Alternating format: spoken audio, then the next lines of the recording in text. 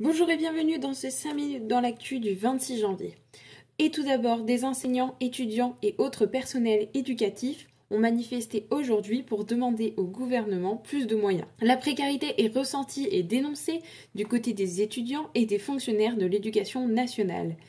Ces derniers, des enseignants mais aussi des infirmiers scolaires, des surveillants ou accompagnants, demandent une revalorisation des salaires gelés depuis 10 ans et une vraie reconnaissance de leur travail. Ils protestent également contre la réforme du lycée et celle de la maternelle à venir.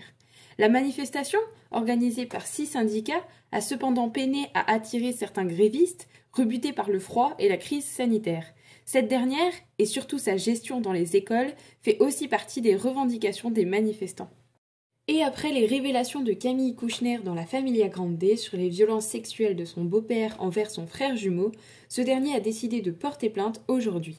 À la suite de l'ouverture d'une enquête préliminaire du parquet de Paris contre Olivier Duhamel, l'homme de 45 ans aujourd'hui était revenu longuement sur les faits décrits par sa sœur dans une entrevue avec la Brigade de protection des mineurs.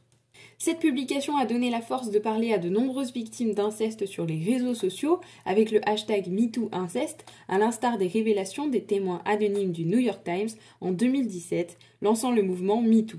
Et aujourd'hui, la justice américaine de l'État du Delaware a validé l'accord pour une indemnisation de 37 victimes présumées du producteur Harvey Weinstein. Le montant global sera de 13,9 millions d'euros. Ainsi, celles qui n'engageront pas de poursuite recevront leur part et celles qui le feront n'en recevront qu'un quart. 8 des plaignantes n'ont pas accepté l'accord et poursuivront le producteur en justice.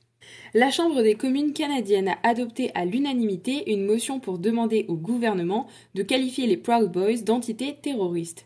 Le parti d'opposition avait déposé cette motion pour utiliser, je cite, « tous les outils disponibles pour remédier à la prolifération des groupes de haine et de suprématie blanche ». Selon eux, le groupe d'origine canadienne ayant participé à l'assaut du Capitole devrait être classé comme groupe terroriste. Et en France, une enquête préliminaire a été ouverte aujourd'hui contre les militants d'extrême droite de Génération Identitaire, qui avaient mené une action anti-migrants dans les Pyrénées. Le ministre de l'Intérieur Gérald Darmanin a demandé aux services gouvernementaux de réunir des éléments qui permettraient la dissolution de ce groupe. Le gouvernement algérien a requis 3 ans de prison ferme dans le procès du militant du Irak, mouvement de contestation populaire, Walid Keshida. Il est accusé d'avoir publié des mèmes contre le gouvernement et la religion et était détenu depuis le 27 avril dernier. 4 personnes ont été déférées pour avoir organisé des jeux d'argent illégaux, auxquels participaient 12 joueurs et qui ont engendré environ 30 000 euros.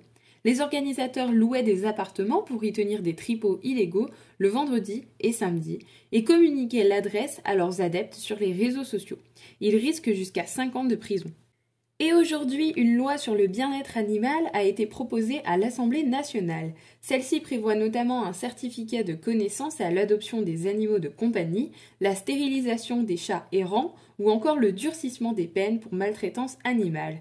Si le texte devrait se poursuivre avec l'interdiction d'exhiber des animaux, au cirque par exemple, cette loi est jugée insuffisante par l'opposition et les associations, notamment car elle ne parle pas par exemple de corrida ou encore d'élevage.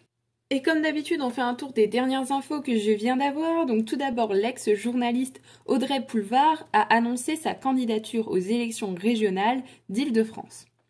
Et ensuite, au Mali, lors d'une opération franco-malienne, environ 100 djihadistes ont été tués et une vingtaine d'autres capturés. Et voilà, c'est la fin de ce petit tour d'actualité, j'espère qu'il vous aura plu. Si c'est le cas, n'hésitez pas à liker, partager et commenter. Et j'espère vous revoir demain pour un nouveau tour de l'actualité.